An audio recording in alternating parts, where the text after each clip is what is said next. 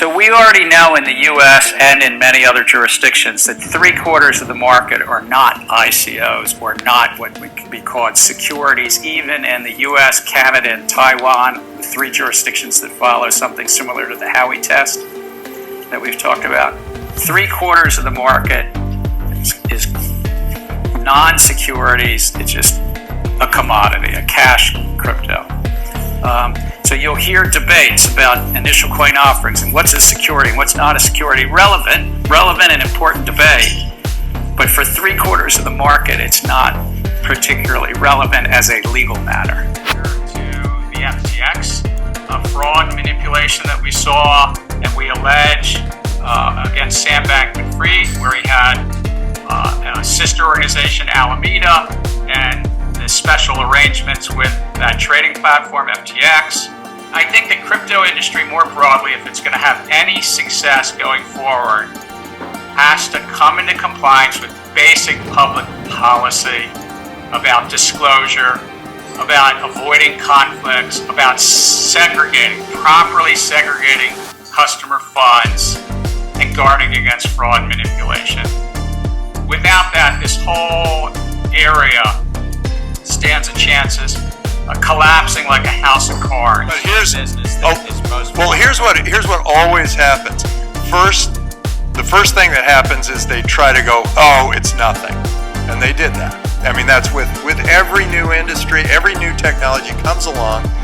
The powers that be, the incumbents, the status quo, all say it's nothing. Don't ignore the man behind the curtain. This is nothing. And then all of a sudden, it's too big to get in there. You know, they're going, oh my God, I got to face this thing.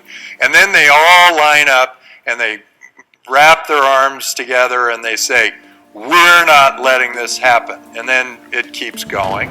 And then they say, okay, well, let's sue them.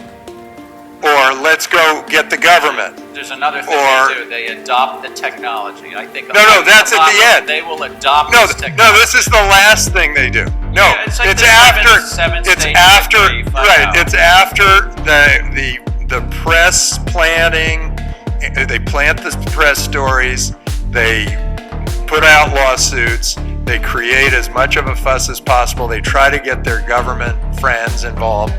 And then they go, oh God, this thing's happening.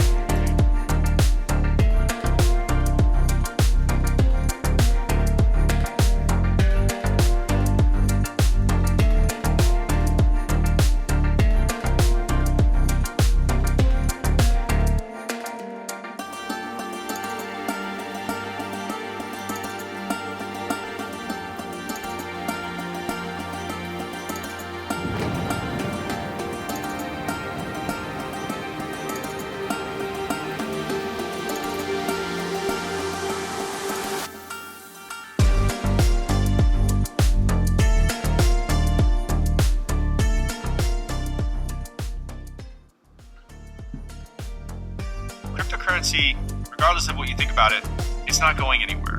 It can't be uninvented. Most of the world is embracing this technology now to update their financial system. And what I fear is that we're going to be sitting here in 5 or 10 years and we're going to come back to crypto and think about it like we did with 5G or semiconductors and say, wow, now it's a matter of national security that we get it brought back onshore. The future of crypto technology should be built in the US.